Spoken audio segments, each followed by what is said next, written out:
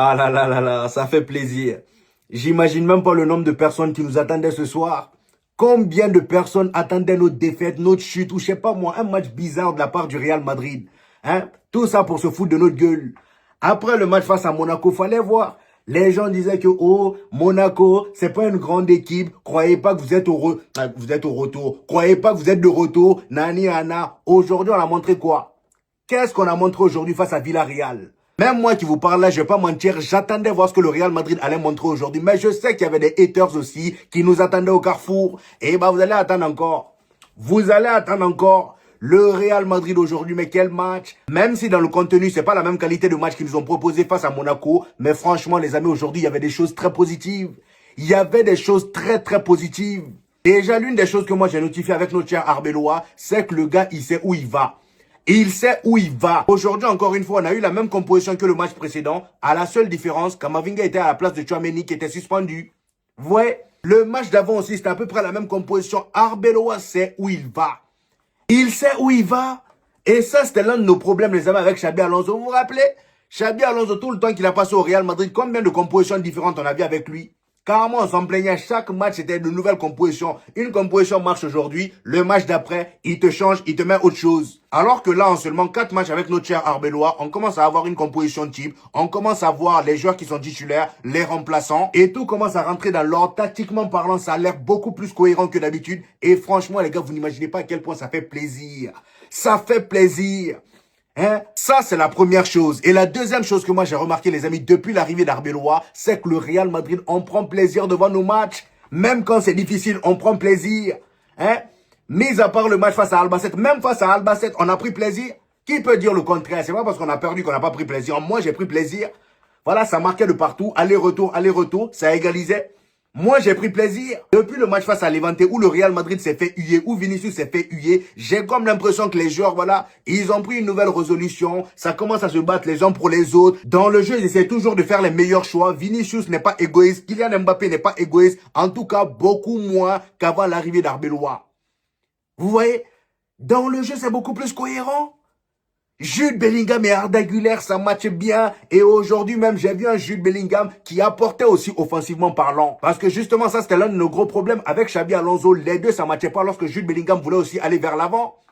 On le voyait très bien. À chaque fois qu'il essayait de faire ça, c'est soit il marchait sur les pieds de Kylian Mbappé qui décrochait parfois, ou soit il marchait sur le pied d'Arda Güler qui était censé être le 10. Vous voyez? Donc si vous vous rappelez bien, moi j'avais dit que pour que Arda Güler et Jude Bellingham ça fonctionne, il faut que Jude Bellingham accepte de jouer en tant que relayeur, qu'il laisse Arda Güler tout seul devant. Sauf qu'aujourd'hui, bizarrement, les deux ça a matché. Jude Bellingham apportait offensivement, Arda Güler aussi pareil. Et j'avais même l'impression que les deux ça permutait et ils se marchaient pas dessus. Tout avait l'air cohérent, clean, ça matchait bien. Et ça, les amis, c'est un très gros pas vers l'avant parce qu'on sait très bien que le Real Madrid, pour que ça fonctionne bien, offensivement parlant, il faut que le milieu soit cohérent. On ne peut pas bien marcher sans un milieu cohérent. Vous voyez? Et le fait de voir ces petites améliorations là au milieu, les amis, moi, ça me fait plaisir. Le seul mec qui m'a énervé au milieu aujourd'hui, surtout en première mi-temps, c'est Kamavinga. Lui, là, même s'il ne fait pas attention, on va le chasser. On va le chasser. On va le chasser. Franchement. Toi, on est en 2026, tu perds des ballons. Non, jusqu'à quand? C'est tout le temps lui, dans le milieu du Real Madrid, là, s'il y a un joueur qui est fébrile avec ses pieds, il faut connecter tes pieds, là. Combien d'années, toi, il te faut? Hein? Déjà, physiquement parlant, tu nous fais chier. H24, toi, tu es blessé. Tu es dans la clique des Mendy, là. Mendy et Trent Alexander-Arnold. Chaque fois, toi, tu es blessé. Et même quand tu es là, c'est tantôt tu fais un bon match. Tantôt, tu fais une grosse erreur. Aujourd'hui, on a failli se prendre un but à cause de lui en première mi-temps. Une perte de balle bête. Il faut m'arrêter ça, mon ami. On est en 2026. Sa première mi-temps aujourd'hui n'a vraiment pas été bonne. En deuxième mi-temps, ça allait. Il s'est amélioré. Sinon, mis à part ce petit souci avec Kamavinga, les amis, toute l'équipe aujourd'hui était au rendez-vous. Offensivement parlant, au milieu, défensivement. Thibaut Courtois même, il n'avait pas grand-chose à faire aujourd'hui. Il aurait pu venir en claquette slip. Voilà. Il n'avait pas de boulot. Parce qu'aujourd'hui, certes, Villarreal, contrairement au match aller, ils sont venus avec des intentions. Ils sont pas venus en ayant l'idée qu'ils vont faire, voilà, qu'ils vont aligner le bus, comme ce qu'ils ont fait au match aller, là.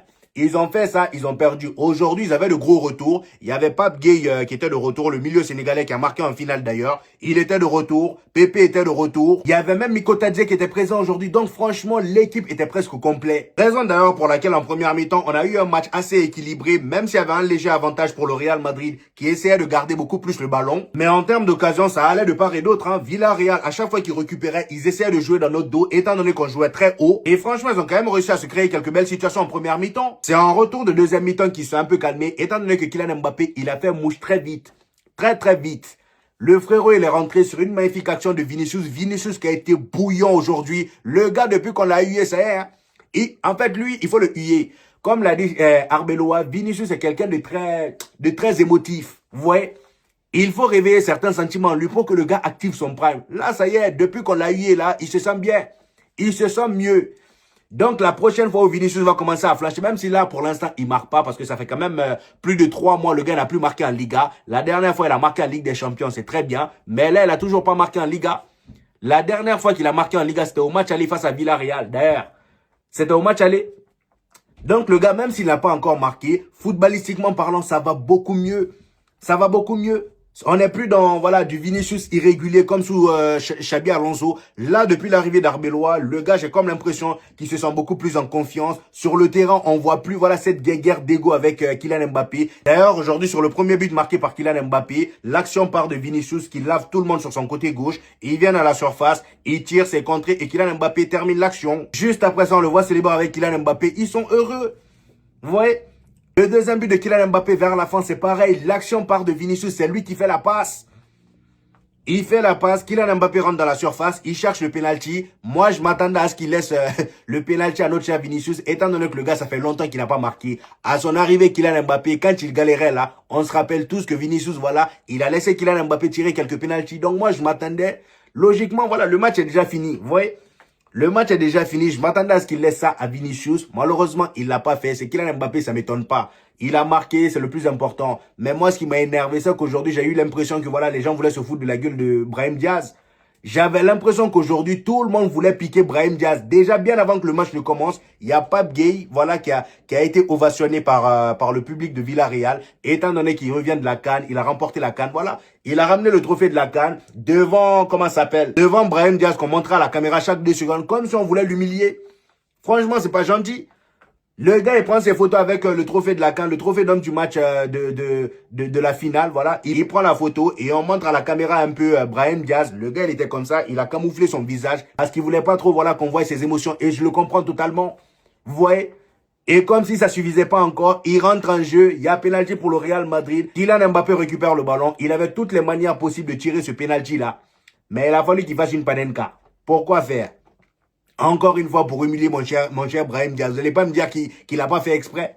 Franchement, il fait la panenka devant Brahim Diaz. Et comme par hasard, encore une fois, on monte la tronche de Brahim Diaz à la télé. Laissez-le tranquille. Il a déjà assez bavé. Franchement. Ah non, ça, moi, j'ai pas aimé ça. J'avais l'impression qu'on voulait tout le temps le piquer. C'est pas gentil. Et d'ailleurs, en parlant de Brahim Diaz, les amis, avec son retour, on a tous regardé la CAN, hein. On a vu à quel point il était bouillant là-bas. Là, maintenant qu'il est de retour, on a aussi Rodrigo qui est de retour. Moi, la question que je me pose, c'est qui est-ce que Arbeloa va mettre titulaire au poste d'ailier droit? Parce que là, on a comme l'impression que Mastantuono, il commence à s'imposer petit à petit. Et franchement, c'est totalement mérité. C'est vrai que je l'ai énormément critiqué. Mais là, Mastantuono, les amis, il me fait plaisir de plus en plus. Il me fait plaisir. Comme je vous l'ai toujours dit, être supporter, voilà, c'est un métier de faux cul. C'est un métier de faux cul. Chaque jour, tu changes ta veste. Hein?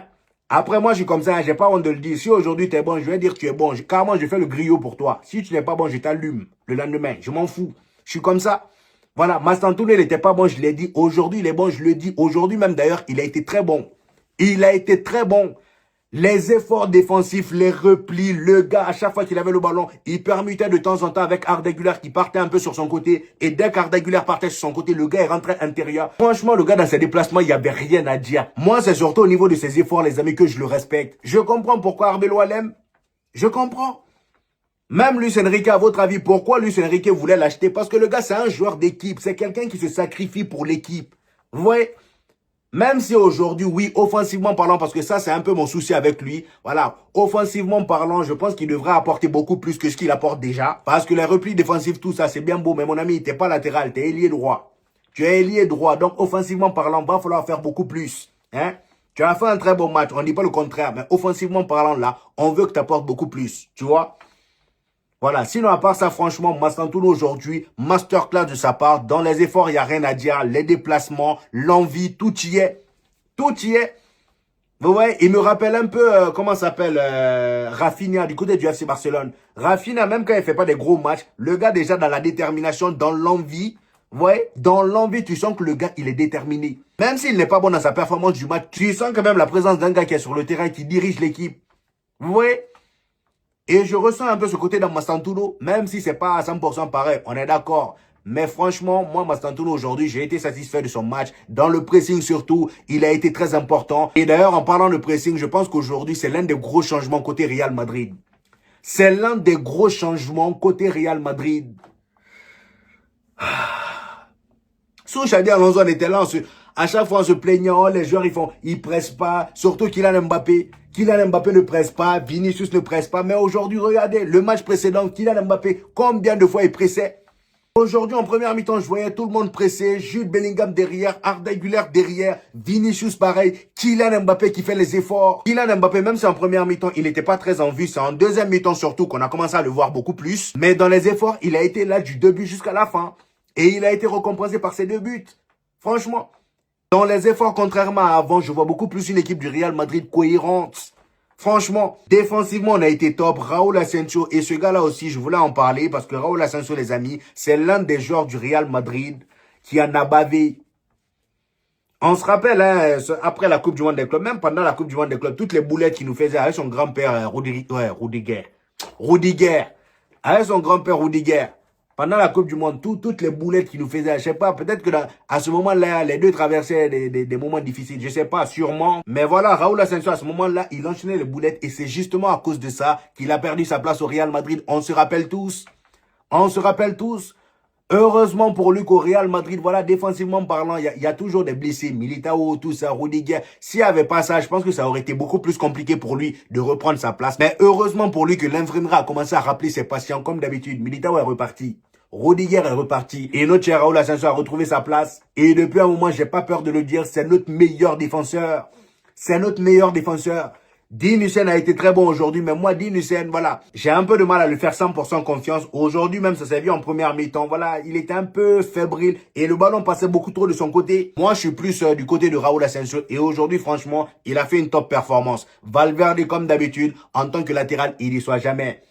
Valverde, mon ami, comme je t'ai dit la dernière fois, reste à ce poste-là. Milieu, là, faut laisser ça. Faut laisser ça. Franchement. Le gars, il est bon en tant que latéral. Qu'est-ce qu'il va foutre? Il n'y a pas un match où il m'a déçu en tant que latéral.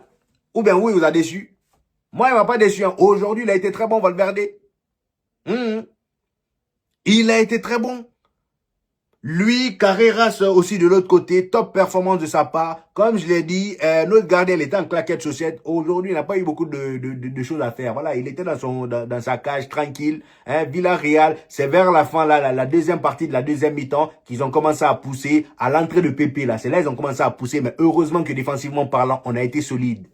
Heureusement qu'on a été solide. Et en plus de ça, il y a le penalty qui est venu les refroidir un peu. Voilà. Il y a le penalty qui est venu les refroidir un peu. Donc là, grâce à cette victoire, les amis, on reprend le podium provisoirement avant le match du FC Barcelone demain. Donc, on croise les doigts, les amis. Faites vos plus grandes prières pour que le Barça perde. Faites vos plus grandes prières pour que le Barça perde. Parce qu'ils ont déjà fait un faux pas la dernière fois en Liga. Ils ont déjà perdu la dernière fois. Donc, demain, là, ils peuvent aussi perdre. Vous voyez? Ils peuvent aussi perdre. Donc, j'espère que demain, le Barça... je vais même rêver à ça. J'espère qu'ils perdent demain. J'attends que ça. Comme ça, au moins, on reprend la première place. Étant donné que là, on est dans une bonne dynamique, on continuera comme ça jusqu'à la fin. Faut plus faire de faux pas. Il faut profiter de cet écart serré-là pour ne jamais faire de faux pas. Comme ça, au moins, du côté du FC Barcelone, s'ils font l'erreur d'en faire un, c'est terminé pour eux. Voilà. Moi, j'attends que ça. Demain, on sera là. En plus, le match, ce sera à 15h, si je ne me trompe pas. 15h ou 16h. Mais en tout cas, ce sera dans la journée et pas comme aujourd'hui à 21h. Donc, moi, j'attends ça impatiemment. Donc, voilà, les amis. C'était tout pour aujourd'hui. J'espère que vous avez kiffé la vidéo. Dites-moi en commentaire ce que vous en avez pensé. J'hésiterai pas à vous répondre comme d'habitude. N'oubliez pas le petit pouce bleu qui fait toujours plaisir, les gars. Ça aide au référencement. Pour tous ceux qui viennent de découvrir cette chaîne, ici on fait des vidéos débriefs des matchs du FC Barcelone et du Real Madrid. Et quand il n'y a pas de match, on fait des vidéos actualité. Donc abonnez-vous pour ne rien rater. Et on se dit au prochain épisode les gars. Peace.